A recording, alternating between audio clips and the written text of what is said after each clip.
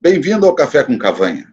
Estamos hoje com Andréa Xavier, oceanógrafa pela UERJ, doutora em Engenharia Costeira e Oceanográfica pela COP UFRJ. Atuou na Petrobras e foi assessora de diretoria da ANP. Atualmente, consultora de negócios de óleo e gás na Tetra Tech. Mauro Destre. Na Petrobras, gerenciou ativos de produção na Bacia de Campos, em Manaus e Rio Grande do Norte. Pós-graduado em Contabilidade e Auditoria pela UCAM Campus. Pós-graduado em Gerenciamento de Projetos e Gestão Empresarial, ambos pela FGV. Atualmente é CEO da Destre Consultoria e professor universitário. Rafael Feldman, advogado pela PUC São Paulo, pós-graduado em Regulação pela FGV, mestre em Direito Internacional dos Negócios pela IE Business School Madrid, foi associado no escritório Matos Filho e atualmente é sócio da R. Feldman Advogados. Boa noite, Andréa, Mauro e Rafael. Boa noite, Cavanha. Muito obrigado por atenderem o convite. Obrigado, Cavanha. Obrigado. Colocando uma primeira questão para o nosso debate, o descomissionamento de ativos de produção de óleo e gás terão uma demanda aparentemente muito forte nos próximos anos. Quais os principais aspectos envolvidos nessa atividade? Bom, posso? Como você mesmo colocou, né? Nos próximos anos nós temos aí um calendário bem extenso em termos de unidades que já estão com parada de produção, prontas para serem descomissionadas. Temos a revitalização de Marlim, que entrarão 2 novas unidades, mas, consequentemente, sairão outras 8. Temos também alguns polos em terra. Enfim, realmente, essa atividade vai começar a se movimentar. E o grande teste, o grande início de tudo, o grande ensaio laboratório, será a cação. A Petrobras acabou de divulgar, né? Uma licitação, um bid, para descomissionamento de cação. E o descomissionamento de cação vai testar todos nós, em todas as disciplinas, desde aspectos ambientais, resíduos, recolhimentos de linhas, equipamentos, portes de condutores, de plataformas, sucata, enfim. Vai ser um grande teste para a gente. Agora, Mauro, deixa eu complementar a questão. Quer dizer, é uma onda de descomissionamento e depois vai reduzir o descomissionamento. É isso? Está acontecendo uma onda atualmente? Nós temos essa onda, como eu disse, nós temos 3 plataformas da Petrobras paradas, uma já foi embora, que foi o Rio das Ostras, que era contratada. Temos a outra, o Rio de Janeiro, que está para sair a qualquer momento também, terceirizada, contratada. Teremos essas 3. Em breve teremos essas outras, a cação agora, né, que é fixa, um grande teste, como disse, um grande laboratório. Depois nós teremos essas outras 8 de Marlim com a revitalização de Marlim.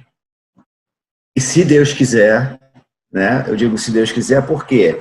Porque a Petrobras iniciou também, paralelo a isso, o seu projeto de desinvestimento, ou seja, unidades em campos maduros que, para a Petrobras, se tornam antieconômicas por conta de custos e produtividade, ela está vendendo, ela está passando a cessão do direito de produzir. E essa cessão do direito de produzir é muito importante para o Brasil, porque aquilo que seria descomissionado agora, 21, 22, 23, existe uma grande chance de a gente levar a 25, 30, quiçá 35 em alguns campos.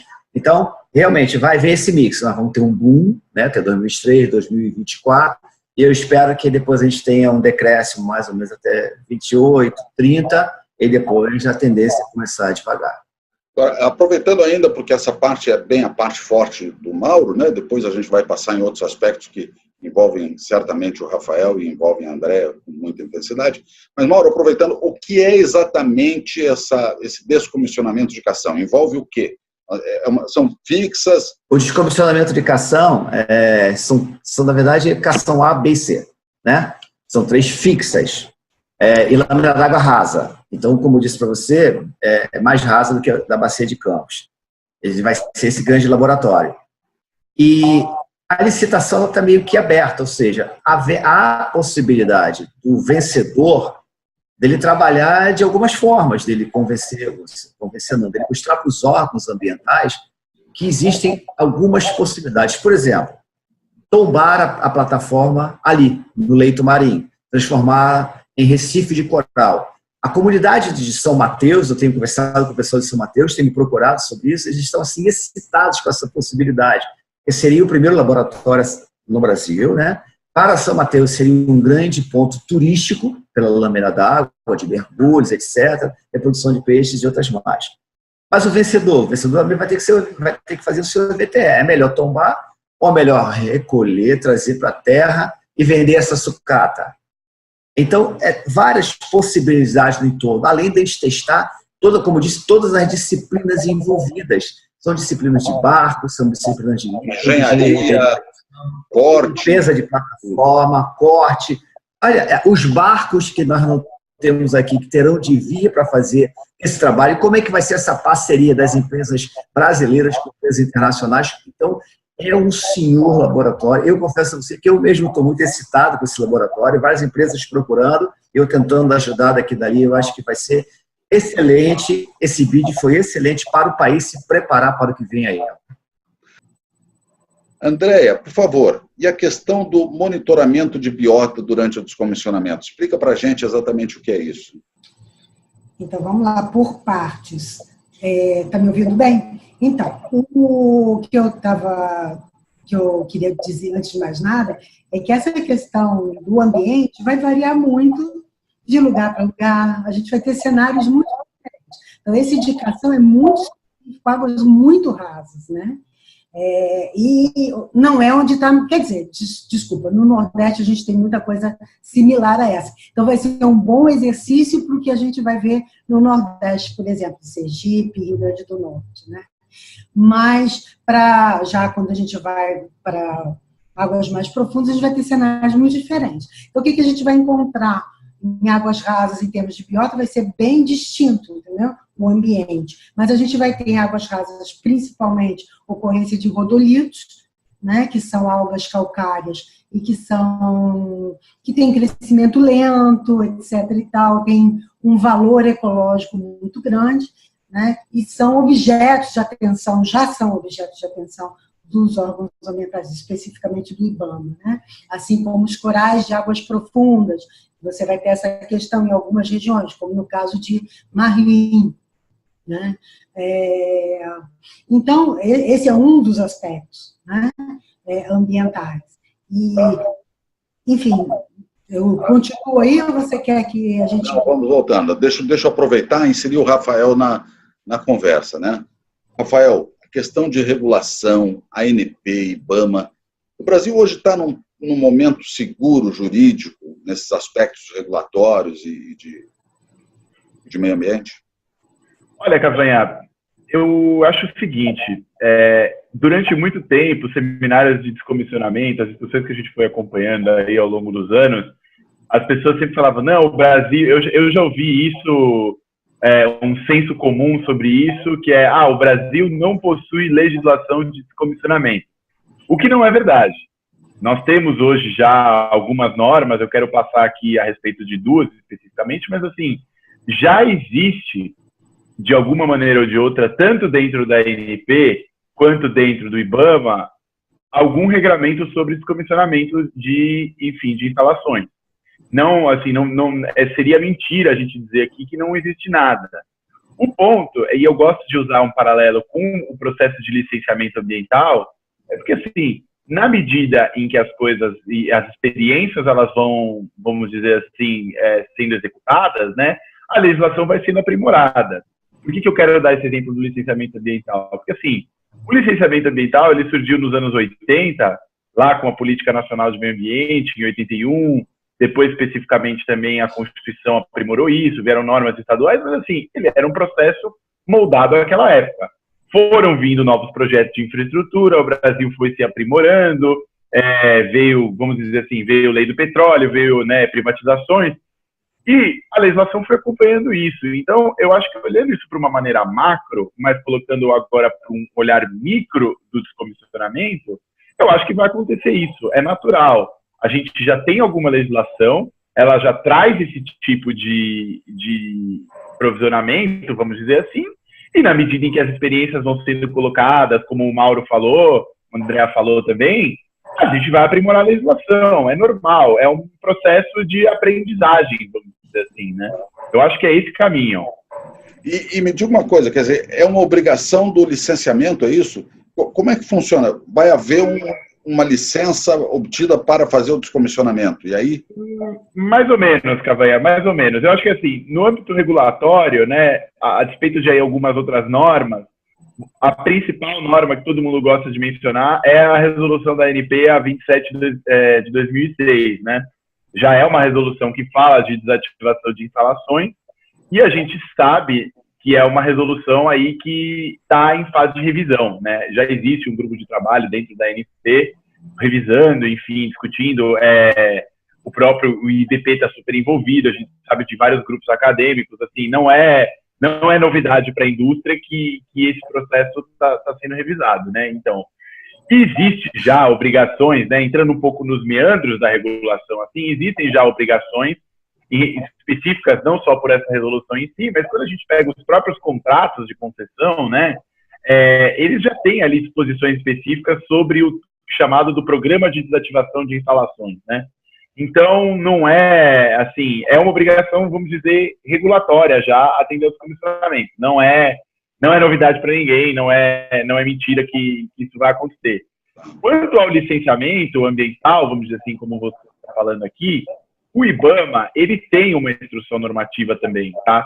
O IBAMA tem a instrução normativa 22 de 2009 e ela já fala ali, é claro, ela poderia ter sido mais clara, ela não é uma resolução que trata só sobre comissionamento, mas ela já fala numa apresentação de um programa também no âmbito do licenciamento. Então, assim, o fato é que dentro do licenciamento você vai conseguir acordar e negociar com o IBAMA. Não existe hoje, pode vir a existir, não existe hoje você tem a LP, LI, LO, mas você não tem uma LD, né? Uma licença para descomissionar. Mas nada indica que isso não possa vir a existir. Eu acho que nesse processo de aprimoramento da legislação, isso poderia acontecer. Deixa eu aproveitar e passar para o Mauro. Mauro, quais são os pontos de atenção do descomissionamento de cação? É só aproveitar o gancho do Rafael, e daqui a pouco a André, eu sei que vai entrar também, que ela vai falar também da LD, e de alguns grupos de trabalho do próprio IBAMA. Ele falou perfeitamente, e eu lembro que quando a gente começou isso em 2014, os primeiros PDs e PDIs da profundidade que foram feitos agora, foram nós que fizemos. Se você tem uma ideia, é o PD de P12, e o PD e o PDI, né? O que é PD? PD é o projeto de comissionamento, PD é o projeto de desativação de instalações. PDI igual a PDI da ANP, como disse o Rafael. Existe a legislação, a 27 de 2005, que está em revisão, inclusive deve ir à consulta pública aí em breve. Então, nessas duas legislações, você é obrigado a apresentar esse programa. E são programas extensos. Tem PDI e PDI de 100 e poucas páginas, para você ter uma ideia. Onde você tem que descrever todo o processo de descomissionamento para os órgãos ambientais. E a Marinha recepciona da ANP o PDI. Então, esses três órgãos que hoje estão discutindo e revisando a 27 de 2006, como muito bem disse Rafael, daqui a pouco vai sair uma conta deles todos. Então, esse PDI e PDI são pontos fundamentais, são documentos hoje, como disse, até hoje, para você ter uma ideia, de 2014 não foram aprovados. Entre réplicas e tréplicas, já houve 18 idas e se você entender, de algum deles com os órgãos ambientais que estão aprendendo. Como ele disse, é uma coisa nova e estão aprendendo. Agora, Mauro, sobre educação. Tá, vamos. Não, tá ótimo o que você está falando. Então tá bom. Eu digo o seguinte, eu sou uma empresa que pretendo fazer parte do descomissionamento. Quais são os pontos, 3 ou 4 pontos essenciais que eu devia estar olhando? Bom, então vamos lá da parte de gestão. Depois a gente vai na parte técnica, pode ser? Na parte de gestão, essa empresa tem lá o seu PNG, Plano de Negócios Global. Esse plano de negócio global da empresa, ela indica como será o seu negócio nos próximos 4 anos. Isso é normal na indústria de petróleo, para as operadoras. Então, hoje, as operadoras estão analisando como é que está a economicidade das suas plataformas para os próximos 4 anos, mas já vislumbrando os próximos 10, 15, 20 anos. Essas operadoras hoje já identificam, pô, daqui a 3 anos eu vou ter que, essa plataforma não tem mais economicidade, o seu campo já explotou o que devia, o BSW já bateu na ventana, então ela já vislumbra hoje que ela vai ter que descomissionar. Então, o que ela começa a fazer? Ela já coloca no seu plano de negócio e já começa, então, a preparar essa documentação que eu citei, o PD para o IBAMA e o PDI para o ANP. São os 2 planos básicos. Sem isso, não se faz nada. Então, o primeiro ponto é esse. E que até então, para você ter uma ideia, lá em 2014, quando a gente começou, o IBAMA falava que tinha que ser apresentado, e a própria ANP, 90 dias antes do descomissionamento. Daí a pouco passou para 180 dias, porque tem 4 anos e não aprovou. E a nova legislação, isso já é fato, porque estão discutindo com a gente, eu mesmo tive a oportunidade de revisar o Regulamento 27 de 2006, já se fala em 3 ou 5 anos. 3 se for parcial e 5 anos se for descomissionamento total. Então, o primeiro ponto, a gestão. Fato, gestão. A segunda coisa que ele vai começar é ver a parte técnica, propriamente dita, ligada à ambiental. E daqui a pouco o André, com certeza, vai me corrigir ou vai ratificar. O que é técnica ambiental? Poço.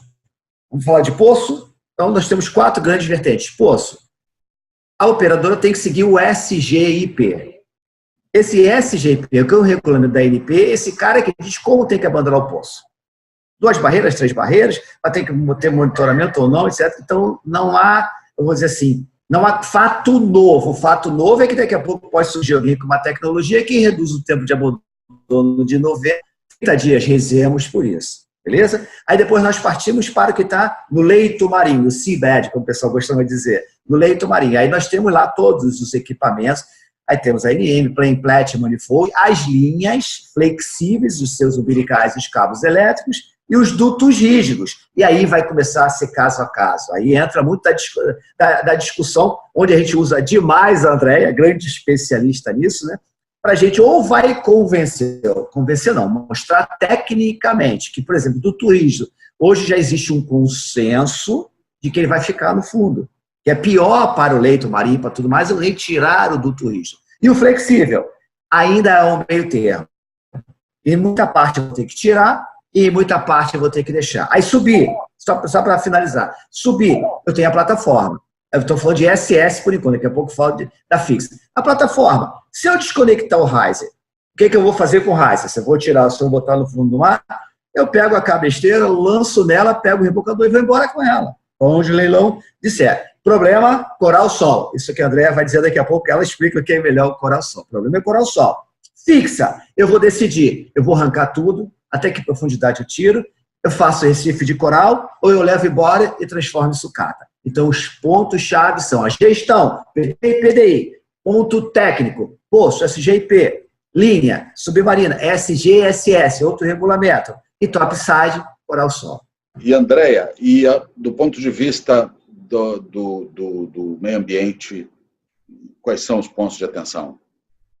Então, o Mauro já levantou alguns aí, né? Mas o que eu acho a grande dificuldade é, como nesse caso de educação, o licitante, né, aquele que vai ofertar, ele que vai definir qual vai ser a estratégia, né? De retirada, de não sei o que. E é nesse momento, só depois que você definir as técnicas que você vai usar, etc., que você vai conseguir discutir com o argumental quais são os impactos que aquelas estratégias, aqueles métodos vão causar e quais são as medidas que você vai ter que tomar. Então, esse que tem esse delay, né? Isso leva tempo, é uma negociação. Então, tem questões aí, como eu vi no caso de Cação, eu lendo, tá? Eu não sou especialista na parte técnica aí, né? Mas, por exemplo, tem lá a menção à dragagem, porque você tem que recortar, né, os dutos 1,5 metro abaixo do leito, coisas desse tipo. Dragagem é um processo sujeito a licenciamento específico, entendeu? Como é que isso vai ser tratado? Vai ser diferenciado? Não sei, possivelmente, porque hoje é separado. Então, eu sugeriria, busque outra técnica, outra tecnologia, se você quer ganhar tempo, desculpa, né? Se você não quer gastar esse tempo nessa negociação, nesse processo. A questão que o Mauro levantou, do coral-sol. que eu acho que no caso específico de caça também não é crítico. Por quê? Porque você vai retirar os equipamentos, né, da água, você não vai rebocar nada, então eles vão, vamos dizer assim, serem dessecados, né, quando retirados da água. Os bichinhos morrem depois de um tempo fora d'água, certo? Então isso não é problema. Mas se você for rebocar, é um problema, porque você não pode se aproximar de áreas costeiras ou de áreas sensíveis, então você vai ter que tomar uma série de cuidados, ou em tese você não pode, né? Tanto que eles colocam lá também. As embarcações vão ter que ter atestados de que estão chegando limpas na área, né? Isso são questões delicadas, realmente. Agora, Rafael, deixa eu aproveitar e perguntar para você o seguinte, quer dizer, quando uma empresa, e você está muito experiente na questão da sísmica, né, da geofísica, onde você trabalhou fortemente aí com diversas empresas, licenciamentos, problemas, compensações, etc. Num caso desse descomissionamento, como é que você enxerga vamos chamar assim, a organização e como deve se aproximar a empresa nos aspectos legais e jurídicos para um descomissionamento? Olha, Cavanha, eu acho assim, a aproximação com a ANP e com o IBAMA, nesses casos, ela vai acabar sendo natural. E, felizmente, né, porque o próprio Mauro e aqui a Andrea estão comentando, esses órgãos, eles estão se capacitando muito, né? A ANP tem sido, acho que, muito transparente no ponto de ter chamado aí a consulta pública da resolução. Ao mesmo tempo, a gente sabe que o IBAMA também, dentro das suas próprias divisões de licenciamento de petróleo e gás, ele também tem se aprimorado e tem estudado o tema. Então, eu acho que a conversa está fluida. Eu acho que, assim, o caminho natural é você ser o mais transparente possível, né? Eu acho que, assim, o grande problema do descomissionamento, não de empresas, vamos dizer assim, de operadores relevantes, mas eu acho que o que pode trazer uma espécie de medo para o regulador, vamos dizer assim, é porque a hora do descomissionamento, né, não sei se é a mesma opinião de vocês, a minha, mas é a hora que o dinheiro às vezes acaba, né? Na verdade, você já não tem ali mais a produção, em muitas circunstâncias, então, efetivamente, às vezes você tem uma garantia menor para executar aquelas obrigações. Então, eu acho que, assim, a transparência e o comprometimento nessa etapa, ela é fundamental para evitar ruídos, enfim. Eu faria uma colocação apenas, Cavanha, que eu acho o seguinte: a gente tem aí um stakeholder no Brasil que é muito importante, mas, por sua vez, é um pouco mais distante da indústria, que é ninguém mais, ninguém menos do que o Ministério Público, né? E o Ministério Público, ele tem aí um papel cada vez mais de órgão. Ele não gosta de ser chamado de licenciador, e ele não é um órgão licenciador, mas ele é, no mínimo, um órgão revisor do licenciamento. Então, ele está aí acompanhando tudo, né? Evidentemente que essas circunstâncias que a gente está falando aqui, a regulação, tudo, a gente não está falando em envolvimento deles, mas eu acho que numa situação específica, quando a gente tem, né, os chamados recifes artificiais, e isso vai acontecer no desafio do descomissionamento, não há dúvida, a gente vai ter circunstâncias de recifes artificiais, tecnologicamente falando, e a mesmo por aspectos sustentáveis, ela é um tipo de, é uma metodologia extremamente válida, vários países têm sido muito bem sucedidos nesse aspecto. Esse debate vai chegar para um órgão que não está tão próximo da indústria assim. E eu acho que é aí que, assim, os sinos dobram, vamos dizer assim. É aí onde vai ser o aspecto mais complicado de você negociar e de você justificar que a manutenção de uma estrutura no oceano, ela é mais benéfica ao meio ambiente do que a retirada. Eu acho que, assim, o pulo do gato, vamos dizer, está aí, e é aí que eu vejo que pode ter ruído. Entendi. Mauro, essa questão do descomissionamento, ela vai tomar conta de um volume enorme. Eu acho que a empresa principal do Brasil é uma das que tem, quem sabe, a totalidade ou quase a totalidade das instalações e que vai ter que passar por isso tudo. Agora, os custos disso são imensos, não são? Como é que é isso, Mauro? É verdade. A estratégia, inclusive, vai determinar se ele vai ser muito maior, né?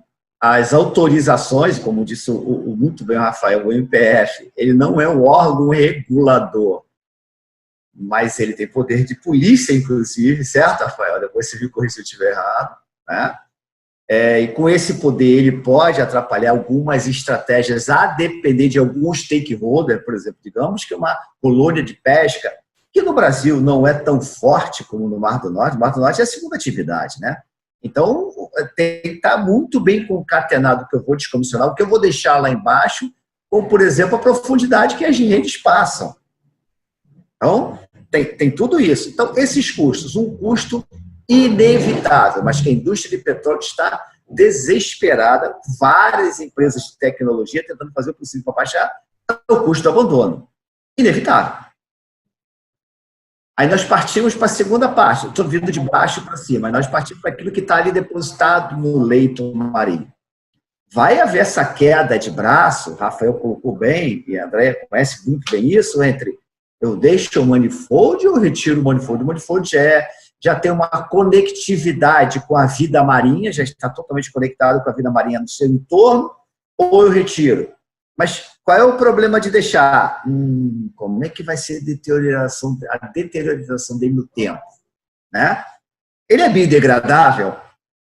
Aí entra uma série de estudos sobre isso. As linhas, eu tenho que tirar ou tenho que não tirar? Eu corto 30%, retiro, corto 40%. Se eu mexer, eu não mexeria naquilo que está sob o rodolito. A Andréia já me ensinou isso. Rodolito, ele fixa o gás carbônico na água. É isso, Andréia? E se ele fixa, ele é responsável pela vida marinha. Não vou mexer ali. Então, eu estou falando, só para finalizar agora mais objetivamente, eu estou falando por exemplo, de um campo, de uma unidade, 13, 15 poços, se eu tiver de tirar tudo, abandonar tudo, tirar tudo, eu posso chegar a 2,4, 3,8 bilhões, ou eu posso fazer por 1 bilhão. A depender se eu tenho que tirar o que está no leito marinho ou o que eu tenho que deixar lá. Lembre-se, trazer para a terra é um custo também altíssimo. Isso quer dizer, temos que encontrar o ponto de equilíbrio. Agora, Andréia, deixa eu aproveitar e passar para você uma indagação. O que pode dar errado em termos de meio ambiente? O que pode dar errado? Então, no caso, por exemplo, se você tem corais de águas profundas, você tem lá essas linhas já colonizadas, etc.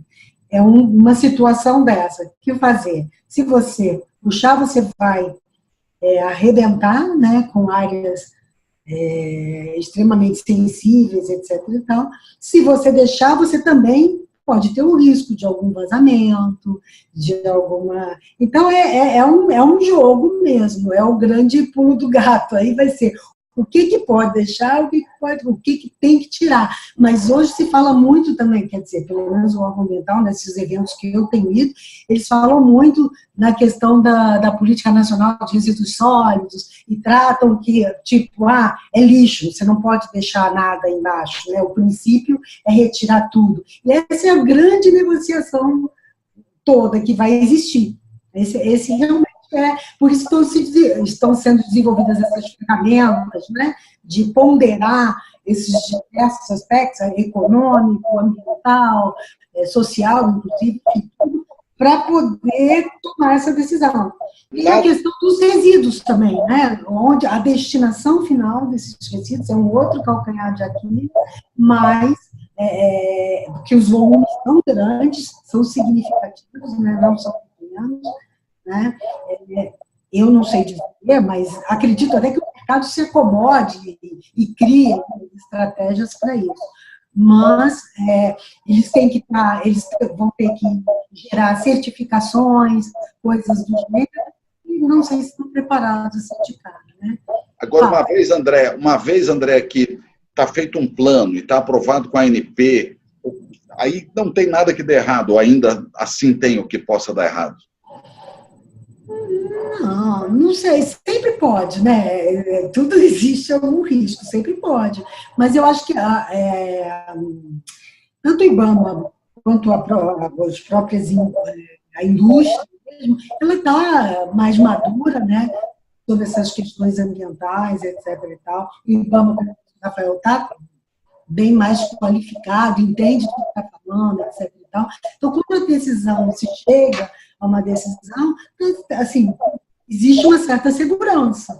certo? De que está tudo relativamente controlado. E é claro que vão ter as questões de monitoramento, etc., para garantir que aquilo que está realmente acontecendo. É esse, né? O ponto que eu queria passar para o Rafael. O monitoramento, que aí a gente já não sabe quanto tempo. Aí são aquelas questões que a gente vai ter que amadurecer, aprender. Aprender com o processo. Agora, deixa eu... Posso Sim. rapidamente, porque Claro. falaram muito nessa questão dos recifes artificiais.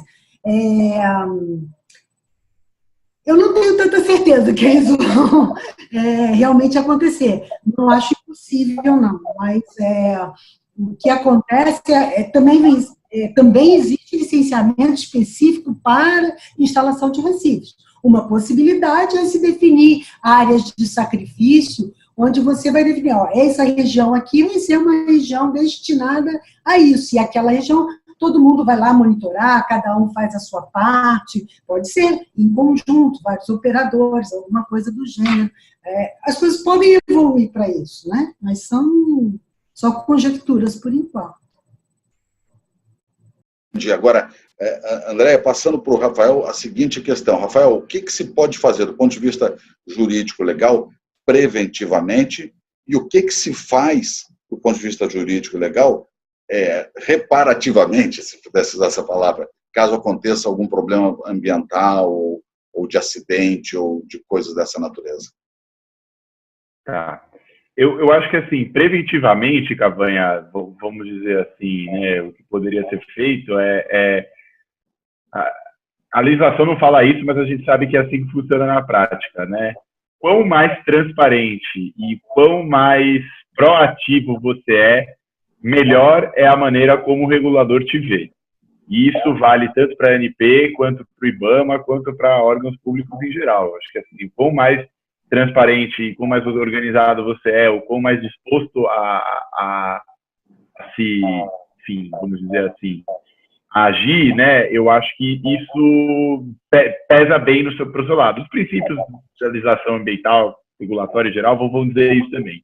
Então, você vai dizer o seguinte, Rafael, desculpa te interromper. Então, seria alinhar todos os pontos com todos os órgãos possíveis, expor o projeto e tá certo. É isso aí. É porque, assim, Cavanha, é uma coisa muito nova, né? É muito diferente. Todo mundo está passando por essa nova fase, essa nova etapa de capacitação, né? Então, é natural a gente esperar que o órgão regulador, que os reguladores estejam mais receosos. Então, na medida em que a gente alinha, a gente quebra um pouco, né? Você demonstra parceria com eles. Então, eu acho isso, né? Agora, no segundo ponto da sua pergunta, em relação a se tiver algum tipo de acidente, algum problema, bom, aí é legislação normal, né? São os aspectos da legislação em geral, que é, né, algum tipo de acidente, vamos dizer, no processo de comissionamento. Pela legislação ambiental, multa de até 50 milhões, porque o acidente pode ser caracterizado como poluição, né? E só que isso sem dependência, claro, né, também da possibilidade de ser caracterizado um crime, né, de eventuais aí responsáveis legais podem ser presos. E, por sua vez, né, a gente também tem aí a obrigação de fazer a reparação de todos os quaisquer danos possíveis. O ponto da reparação só, e aí, com o perdão né, de ser só entrar um pouco nesse sentido, assim, dentro da legislação existe uma diferença grande entre indenização e multa administrativa, né? Multa administrativa é aquilo que eu tenho um valor específico, que é esses 50 milhões que eu falei, e a indenização, ela não tem metodologia aprovada em lei. A indenização, ela é a reparação, quer dizer, ela é o valor que eu tenho que pagar por não ter conseguido reparar. Ela tem uma tem caráter administrativo e a outra tem caráter civil. E eu acho que, assim, no âmbito de um acidente que você não consegue reparar os danos, e isso pode envolver no processo de funcionamento, alguma coisa que é submersa por muitos e muitos metros, uma coisa nesse sentido, pode-se discutir indenização, e a indenização vira uma caixa de surpresas, os valores podem ser muito milionários, e aí é aí que é um problema. Eu prevejo aí aí acho que pode ter uma boa batalha, vamos dizer assim. Mauro, se uma empresa detentora de um ativo vender esse ativo para uma outra operadora, ou uma empresa de primeira camada de fornecedores que adquire esse ativo. De quem é a responsabilidade ambiental e a responsabilidade do descomissionamento nessa venda? Ou como é que isso funciona?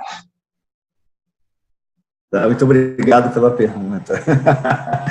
Eu estou brincando com você, porque muito obrigado pela pergunta, porque isso é o contrato da cessão. Quando há o contrato da cessão, digamos, a operadora X está passando para a operadora Y, como seu exemplo. A operadora Y, ela vai herdar, e isso está no contrato, mas ainda há alguma controvérsia, vamos lá, que ela herda a responsabilidade pelo descomissionamento. Então, se ela está herdando a responsabilidade pelo descomissionamento, é muito importante que ela tenha capacitação suficiente para entender o que é isso. Porque ela vai herdar poços, né? Ela vai herdar o que está ali no fundo do mar, ela vai herdar ter de tirar a plataforma, e ela é que vai ter que cumprir tudo o que diz a legislação. Provavelmente, alguns obstáculos de fundo que estão lá, mas que não fazem parte do ativo que está sendo adquirido, mesmo que esteja na zona daquele ativo, a Petrobras a operadora é que vai ter que tirar, mas ela herda tudo isso. Agora, a boa notícia em termos de melhor opção para descomissionamento é de que essas empresas hoje, elas têm acesso aos planos anuais de trabalho das operadoras de que elas estão adquirindo, e no plano anual de trabalho tem de constar o que a operadora atual, detentora da concessão hoje, previu e apresentou para os órgãos reguladores do que ela vai fazer no futuro. Então, a operadora que está adquirindo hoje, ela não pode dizer que ela foi enganada, nem em termos daquilo que tem de ser feito, nem do custo, porque o custo já está lá. O que ela vai fazer é entrar e rediscutir. E hoje já existe, na 27 de 2006, que é a principal, né, principal regulamento, já se fala lá na análise multicritério. E na revisão que vem agora, vem isso com muita força. Significa o seguinte: quem está adquirindo cação, por exemplo, hoje, quem está licitando para cação, se vencer a licitação, ele vai ter, de bom grado, que ele use uma análise multicritério para ele decidir qual a melhor forma de descomissionar. Essa análise multicritério já é usada no Golfo do México e no Mar do Norte desde 2001, 2002, para você ter uma ideia. Ela se baseia em 5 pilares, ela analisa por critérios qualitativos e quantitativos, e pesos, medidas, 5 grandes aspectos, Cavani: segurança, o ambiental, o tecnológico, o social e o econômico. Então, analisando esses 5 pilares, com esses critérios de pesos específicos de cada unidade, daquilo que você tem que fazer, espera-se que ela chegue à melhor solução técnica e tecnológica para fazer. Por quê? Porque nós temos problemas que podem acontecer, como você perguntou, André muito bem explicou, mas nós temos, por exemplo, vazamento de químicos e hidrocarbonetos.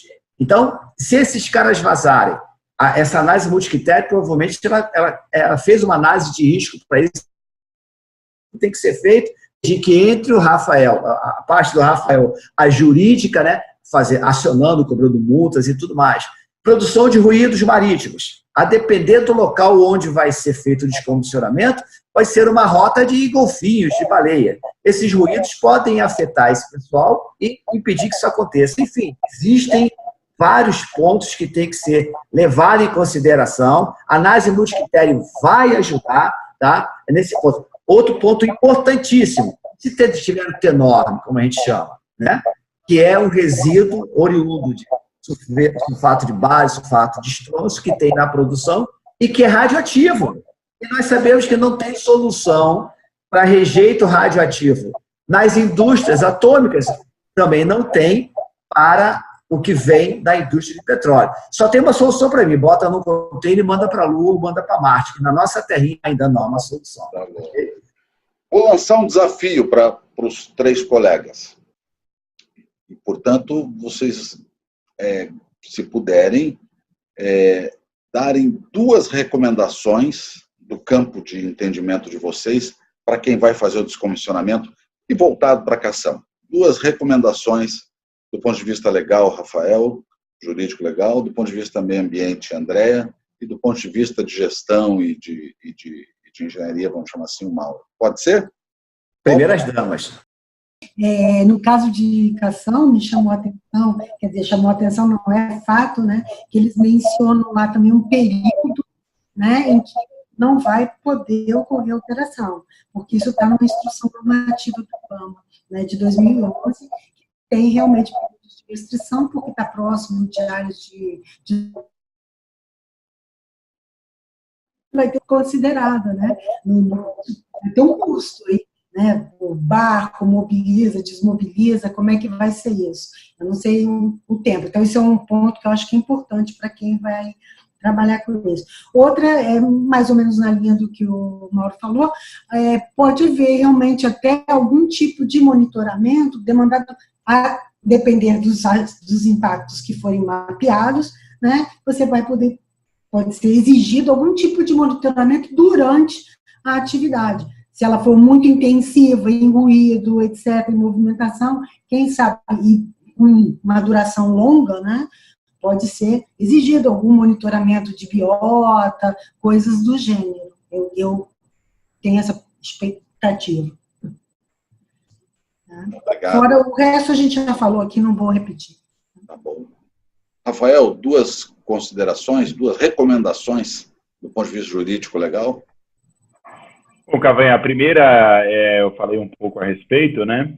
Eu acho que transparência, né, e colaboração com os órgãos reguladores é fundamental. Muito mais que num processo, vamos dizer assim, né, de cumprimento de obrigações no âmbito de um contrato de concessão ou de uma licença, porque tanto no âmbito regulatório, contrato de concessão ANP, quanto licenciamento ambiental IBAMA, os reguladores eles já estão preparados, quer dizer, estão capacitados, vamos dizer assim, né, para o que está por vir. No descomissionamento, né, embora seja uma coisa dentro dessas duas esferas, é uma realidade à parte. Então, transparência e cooperação, acho que é o primeiro ponto. E o segundo, que eu acho que é um pouco calmo, é um pouco engraçado, mas diz muito com a realidade da brasileira, se fosse dar um segundo conselho, é calma. Porque no Brasil a gente vive, assim, muitas circunstâncias de insegurança jurídica, né? Então, é um país, assim, no Brasil, né, a gente tem muita dificuldade, né? Muito difícil a previsibilidade dos negócios. Então, podem surgir questões lá na frente que a gente não está se deparando agora, que são inseguras em relação a custos, em relação a problemas, né, litígios, que vão requerer nada mais, nada menos do que muita calma para seguir em frente. Então, eu daria um pouco esse conselho, com perdão da brincadeira, mas é um conselho real. Tá certo, tá bom, obrigado. Mauro, fecha com suas duas recomendações? Eu vou entrar no lúdico do Rafael e dizer o seguinte: Tom Jobim disse com muita propriedade, depois isso foi derivado para várias situações, que o Brasil não é para principiantes.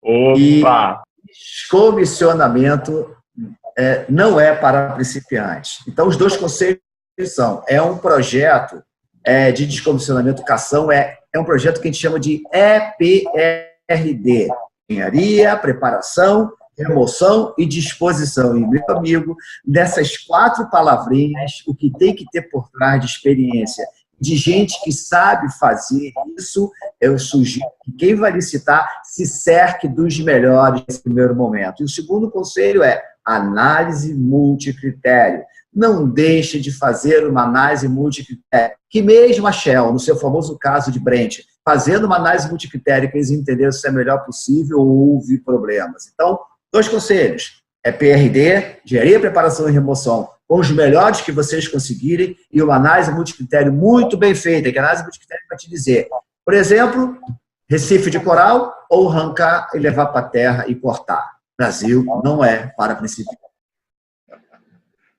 Tá ótimo, tá ótimo. Boa noite.